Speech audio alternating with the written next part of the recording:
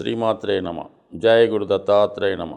ఈ వీడియోలో మనం 16వ తారీఖు జనవరి 2024 నుండి 31వ తారీఖు జనవరి 24 మధ్యలో జరిగే పక్ష ఫలితాలు మేషరాశి వారికి ఏ విధంగా ఉండబోతున్నాయి అన్న విషయాన్ని ఈ వీడియోలో పరిశీలించే ప్రయత్నం చేద్దాం.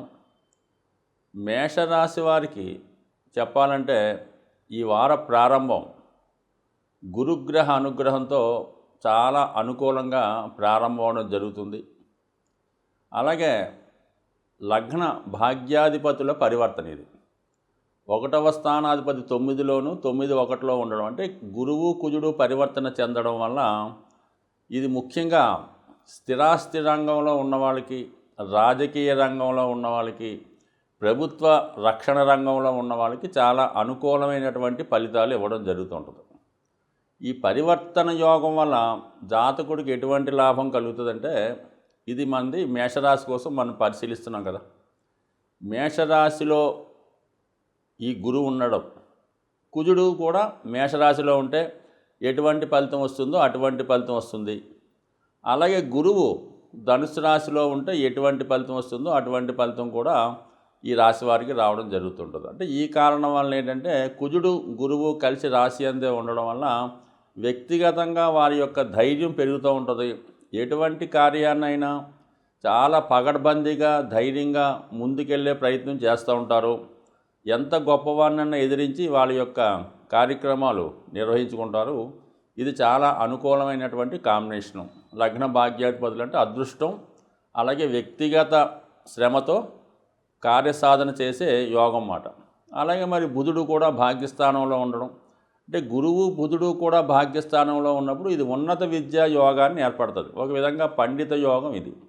ఇది విద్యార్థులకి, అలాగే రీసెర్చ్ రంగంలో ఉన్న వాళ్ళకి, అలాగే ఉపాధ్యాయ ఆధ్యాత్మిక రంగంలో ఉన్న వాళ్ళకి కొత్త విషయాలు తెలుసుకోవడం, మీకు తెలిసిన విషయానికి తగిన గుర్తింపు రావడం, అలాగే మంచి వాక్చాతుర్యం, వాక్శుద్ధి, కార్యసిద్ధి జరిగే అవకాశం ఉంది.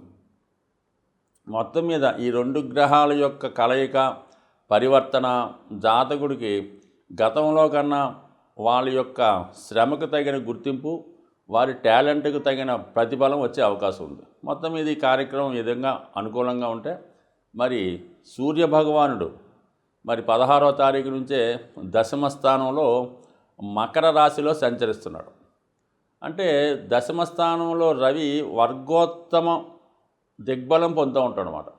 ఈ దిగ్బలం పొందడం అంటే ఏంటంటే ఒక ఉచ్చగ్రహం ఆ స్థానంలో ఉంటే ఎటువంటి ఫలితం ఇస్తుందో, రవి ఉచ్చులో ఉంటే ఎటువంటి ఫలితం ఇస్తుందో అటువంటి ఫలితాన్ని ఇప్పుడు సూర్యభగవానుడు దశమ స్థానంలో ఉండగా ఇవ్వడం జరుగుతుంది. అయితే ఇక్కడ పంచమాధిపతి దశమంలో ఉన్నది. ఇది ప్రభుత్వ ఉద్యోగం ప్రయత్నం చేస్తున్న వాళ్ళకి కానీ, ప్రభుత్వ ఉద్యోగంలో ప్రమోషన్ కోరుకుంటున్న వారికి చాలా అనుకూలమైనటువంటి ఆసక్తికరమైనటువంటి సమయం. మరి ముఖ్యంగా రాజకీయ రంగంలో ఉన్నవాళ్ళు ఏదైనా సీటు కోసం ప్రయత్నం చేసినా, ఉన్నత పదవి కోసం ఆశించినా, ఏదైనా ఒక పదవి హోదా ఆశించిన వాళ్ళకి కూడా ఇది అనుకూలమైనటువంటి సమయం. అధికారులకైతే వాళ్ళ యొక్క హోదా పెరుగుతుంది, వృత్తిలో గౌరవం పెరుగుతుంది, వాళ్ళ స్టేటస్ కూడా పెరుగుతుంది. సో ఏదైనా రవి దిగ్బలం పొందడం అన్నది జాతకుడికి అటు రాజకీయ రంగంలో ఉన్న వాళ్ళకి కానీ, ప్రభుత్వ ఉద్యోగులకు కానీ చాలా అనుకూలంగా ఉంది. సో మొత్తం మీద ఈ గ్రహాల అనుకూలత జాతకుడికి తన యొక్క స్టాండర్డ్ని, తన యొక్క క్వాలిటీని పెంచే అవకాశం ఉంది. ఇక శని భగవాన్ ఎటు అనుకూలంగానే ఉన్నాడు. 11వ స్థానంలో ఉన్నటువంటి శనిగ్రహ సంచారం జాతకుడికి వృత్తి వ్యవహారాల్లో అనుకూలత, సోదర వర్గం నుంచి, రాజకీయ వర్గం వారి నుంచి, మేధావుల నుంచి అనుకూలత ఏర్పడుతుంది. చేపట్టిన కార్యక్రమానికి దైవబలం తోడవుతుంది. క్రమశిక్షణతో నిజాయితీగా కూడుకున్నటువంటి ఏ పనైనా ఈ సమయంలో జాతకుడు సునాయాసంగా సాధించే అవకాశం ఉంటుంది. ఇక రాహు నక్షత్రంలో సంచరిస్తున్నటువంటి శని భగవానుడు రాహు 12లో ఉండడం వలన ఏదైనా ఇన్వెస్ట్మెంట్ చేసేటప్పుడు కానీ, ఎవరికన్నా ధనాన్ని రుణంగా ఇచ్చినప్పుడు, ఒక షూరిటీ సంతకం పెట్టినప్పుడు, ఎవరికన్నా నమ్మి ఒక పని చేయమని కొంత ధనాన్ని వాళ్ళకి ఇచ్చినప్పుడు ఖచ్చితంగా జాతకుడు జాగ్రత్తగా ఉండవలసినటువంటి సమయం ఇది. ఎందుకంటే నమ్మక ద్రోహం జరిగే అవకాశం ఉంది. స్నేహం అనే ముసుగులో, బంధువర్గం అనే ముసుగులో మిమ్మల్ని వాళ్ళు మోసం చేసే అవకాశం ఉంటుంది. కాబట్టి ఆర్థిక సంబంధించిన కార్యకలాపాల్లో కానీ, విలువైన వస్తువులు డాక్యుమెంట్స్ కానీ ఇతరులకు ఇచ్చే సమయంలో చాలా జాగ్రత్త వహించండి. సాధ్యమైనంత వరకు ఈ సమయంలో మీరు ఇతరులని నమ్మకుండా మీ పని మీరే చేసుకోవడం అనేది చాలా ఉత్తమమైన పద్ధతి. ఇతరులు నమ్మితే 100% అది మోసం జరుగుతుంది. అదనపు విలువ కన్నా అధికంగా చెల్లించవలసి ఉంటుంది. సో ఏదన్నా మొత్తం మీద కొంత నష్టం, అలాగే కొంత మనస్తాపం జరిగే సూచనలు ఉంటాయి కాబట్టి జాగ్రత్తగా వ్యవహరించడం అనేది చెప్పుకోదగ్గ సూచన. ఇక 6వ స్థానంలో శుక్రగ్రహ సంచారం. ధన సప్తమాధిపతిగా ఉన్నటువంటి శుక్రుడు అష్టమ స్థానంలో సంచరిస్తున్నాడు. ఒక విధంగా ధనాధిపతి అష్టమంలో ఉన్నప్పుడు మరి జాతకుడికి ఆకస్మిక ధనలాభం, స్త్రీల ద్వారా ధనలాభం కలగడం, కుటుంబ సభ్యుల యొక్క ఆర్థిక సహకారం లభించే అవకాశం ఉంది.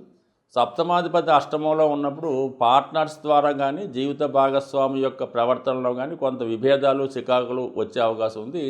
మీకు వ్యతిరేకంగా రహస్యంగా ఏదో కుట్ర జరుగుతుందన్నటువంటి అనుమానం మీకు వచ్చే అవకాశం ఉంటుంది. కాబట్టి సాధ్యమైనంత వరకు ఈ సమయంలో మరి పార్ట్నర్స్ విషయంలో కానీ జీవిత భాగస్వామి విషయంలో కానీ స్త్రీల విషయంలో కానీ చాలా జాగ్రత్తగా వ్యవహరించడం మంచిది. సో ఎటువంటి చిన్న విషయాన్ని అయినా సరే దాన్ని జాగ్రత్తగా సీరియస్గా తీసుకోకుండా టేక్ ఇట్ ఈజీగా విడిచిపెట్టడం మంచిది. మరీ లోతుగా వెళ్ళడం వల్ల చిన్న సమస్య పెద్దదిగా మారి అది మీ యొక్క నేమ్ అండ్ ఫ్రేమ్కి ఇబ్బంది కలిగే అవకాశం ఉంది. అలాగే రహస్యంగా మీరు దాచాలనుకున్నటువంటి విషయాలు వెల్లడై మిమ్మల్ని అపకీర్తి పాలు చేసే అవకాశం కూడా ఉంటుంది. కాబట్టి ముఖ్యంగా ఈ రాశివారు ఈ రాబోయే 15 రోజుల్లో స్త్రీల విషయంలో జాగ్రత్తగా వ్యవహరించడం అనేది చెప్పుకోదగ్గ సూచన. సో మొత్తం మీద ఈ జాతకుడికి ఈ నెలలో 6, 7 తారీఖులు అంటే ఈ ముఖ్యంగా 8, 9, 10, 11, 12 స్థానాల్లో గ్రహాలు ఎక్కువగా ఉండడం వల్ల ఒక విధమైన మాలికా యోగం ఏర్పడడం జరిగింది. బట్ అది ఈ శుక్రగ్రహం మారిన తర్వాత 9 నుంచి 12 వరకు ఏర్పడే గ్రహమాలికా యోగం జాతకుడికి చాలా అనుకూలంగా ఉండే సూచనలు ఉన్నాయి. బట్ ఏదైనా ఈ రాశివారు ఈ నెలంతా కూడా శనిగ్రహ అనుగ్రహం కోసం విష్ణుమూర్తి ఆరాధన, విష్ణు సహస్రనామ పారాయణ చేయడం వల్ల జాతకుడు అనుకున్న కార్యంలో అనుకున్న విషయంలో అభివృద్ధి పొందే అవకాశం ఉంది. సాధారణంగా ఈ గ్రహాలు అంటే మనం మాస ఫలితాలు, వార ఫలితాలు, సంవత్సర ఫలితాలు చూసుకున్నప్పుడు గ్రహాలు ఒక రాశి నుంచి ఒక రాశికి మారుతున్నప్పుడు అవి సువర్ణమూర్తి, రజితమూర్తి, తామ్రమూర్తి, లోహమూర్తిగా వాటికి ప్రవేశించినప్పుడు వాటి స్థితిని బట్టి ఈ విధంగా అవి యాక్ట్ చేయడం జరుగుతుంటుంది. ఉదాహరణకి ఏదో గురుగ్రహం మారితే కొన్ని రాశుల వారికి సువర్ణమూర్తిగా ఉండడం జరుగుతుంది. అద్భుతమైన యోగాన్ని ఇస్తూ ఉంటాడు ఆ రాశుల వారికి. కొంతమందికి తామ్రమూర్తిగా ఉంటాడు, కొంతమందికి లోహమూర్తిగా ఉంటాడు. అంటే ఈ లోహమూర్తిగా ఉన్న వాళ్ళకి మంచి స్థానంలోకి వచ్చినా కూడా ఇబ్బంది పెడుతూ ఉంటాడు. అదే రజితమూర్తిగా ఉన్న వాళ్ళకి కొంత మిక్స్డ్గా ఉండడం జరుగుతుంటుంది. ఇలా ప్రతి గ్రహానికి కూడా ఈ మూర్తి నిర్ణయం అనేది జరుగుతూ ఉంటుంది.